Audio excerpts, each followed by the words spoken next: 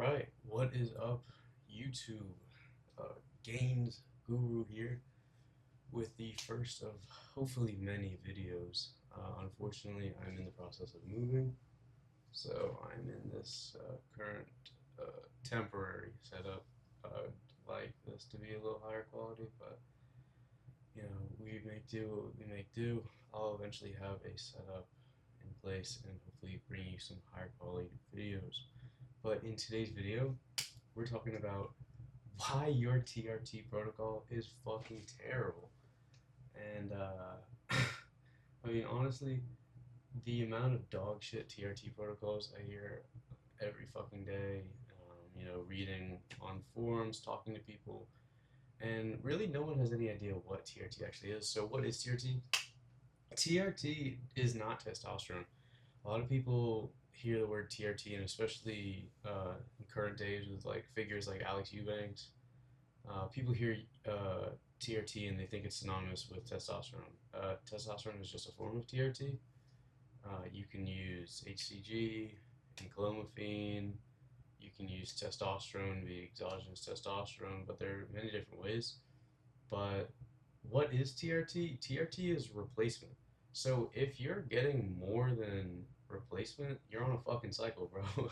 Like that's just how it works. If you have a natural level of, let's say, 700 nanograms and you take 200 test as TRT and now you're at 1500, dude, you're at a super physiological amount of testosterone.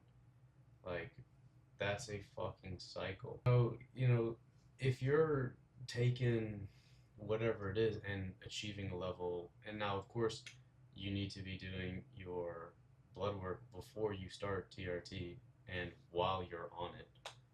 I hear a lot of negligence coming from people and they blame it on their doctors, and really it's your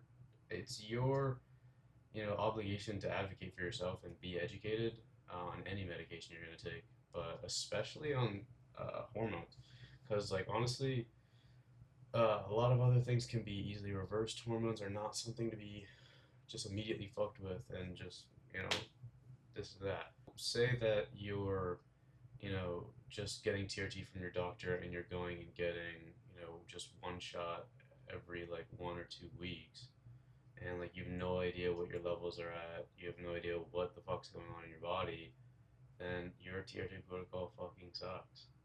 So, what is the ideal dose for TRT? Well, it really depends. I'm all for optimization. So, if you hear the word replacement, and you have a natural range of, let's say, 700, and you take TRT, it's okay to go to the top of the reference range around 900. You should feel your best and do all that. But when you push it harder, even to the when it's within the reference range, this reference range being fucking astronomically big. Um, so if you're at the top of the reference range, you have to understand that more testosterone means more estrogen and more DHT, which are what most of the side effects actually come from. So in this video, we're really only going to be talking about using exogenous testosterone. Boom. So if you're using exogenous testosterone and you're running into the problems of gyno, hair loss, all this, you're using aromatase inhibitors, and anastrozole, and you're on 5-alpha reductase inhibitors, and it's a fucking nightmare, and you don't know what's going on. A lot of that could actually be mitigated by changing your injection frequency. So I'm going to throw up a picture, hopefully here, on a graph of what your bloodstream levels look like when you inject weekly versus 3 times a week.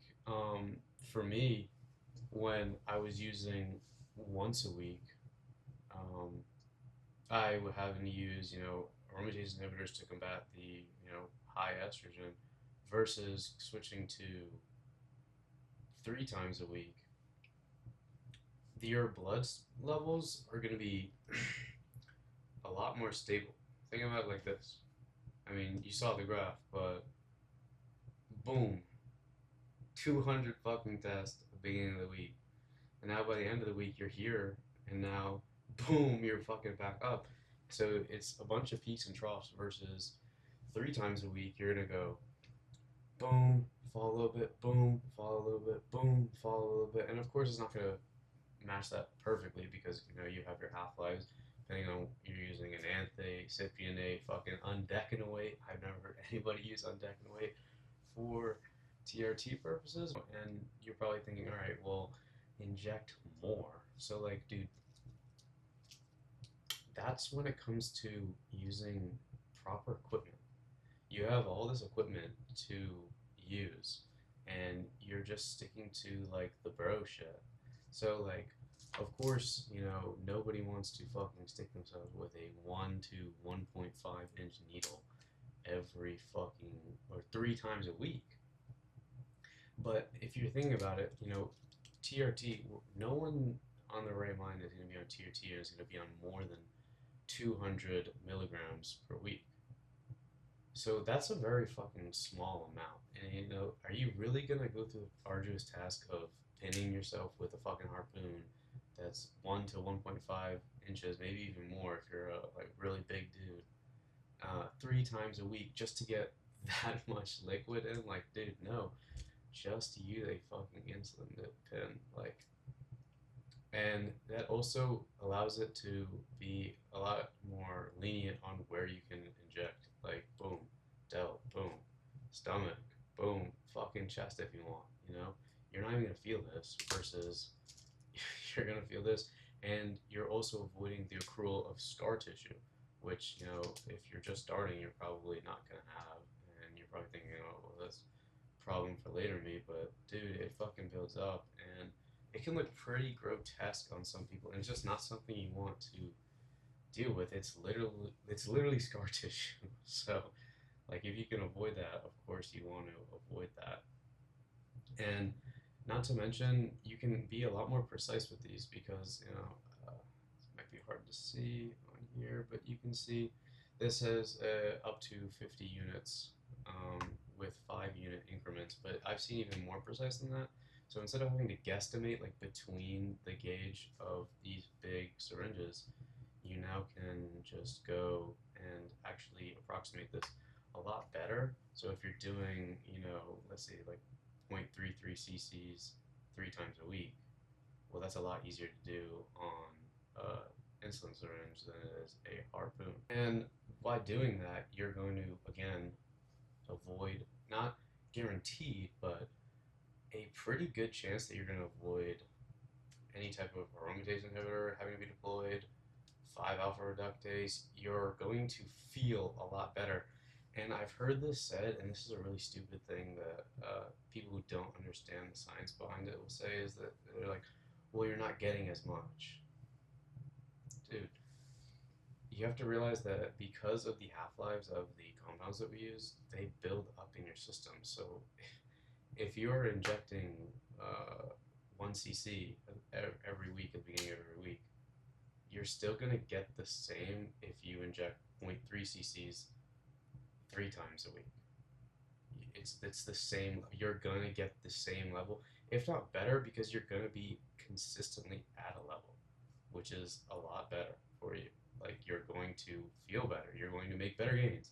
You're going to avoid the often talked about consequences of TRT, and you're just gonna have an all around better quality of life. And literally, all you did was just save yourself pain, save yourself scar tissue, and made it a lot easier for yourself. And like, yeah, I get it, especially if you're using a compound like as oily as cypionate. Like, I'd much rather use anthate. It's gonna take a long time to, you're gonna wait there and you're gonna be fucking drawing it out.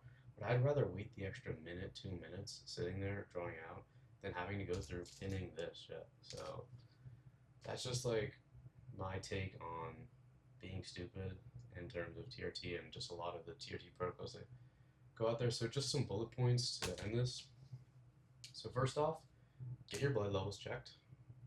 Then start with a dose, let's say like 150.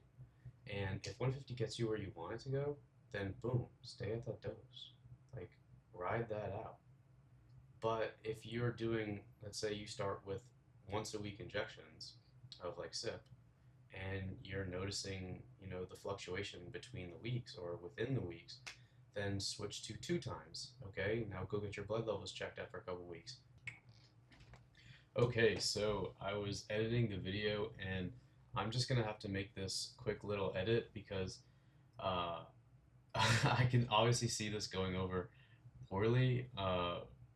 Based on what I said, obviously, and this is like a no-brainer for people knowledgeable, but if you're going to switch your doses, you're going to divide your doses as well. So like if you started with 150 once a week, and I say, okay, now go on to 2 times a week, that doesn't mean 150 twice a week, dude. Now you're 300 a week. Like, so if you're at 150 and you switch to 3 times a week, then that's 50 per dose. Like, I just had to clarify that so that someone doesn't make a really poor decision because I didn't clarify or they just don't understand. But yeah, is it better? Are you feeling better? That's really the main purpose. Like, are you feeling better? Or yes, no, okay, no, then try 3 times a week. Boom, you're all better. So really, it's about dialing in your dose, injection frequency, and mitigating the consequences by not having to use aromatase inhibitors and 5-alpha reductase or SERMs or whatever auxiliaries you're going to be using. And that's not to say that this is like a foolproof plan, like, oh, if you inject 3 times a week, you'll have zero consequences. No, that's not at all what I'm saying, but there's a very good likelihood that you'll experience a lot less and possibly not have to. That's obviously individual, case by case, but generally speaking, that remains true that injection frequency does fucking work. So this is not the most concise video. Once again, bad setup. I would like to have like bullet points in front of me and probably script this shit. I kind of just did this off the top of my head. Um, but yeah, leave any comments you want, and I'll try to answer it. Like if you have individual questions, because nobody fucking watches this shit. So if you stumble across this video and you have a question, I'll probably respond to it pretty quickly. Make sure to check the description for my Instagram. Go follow me on Insta. And yeah, that's literally all I've got. So I'll be coming back with another video shortly and a much better setup. So stay swole, guys, and be fucking smart.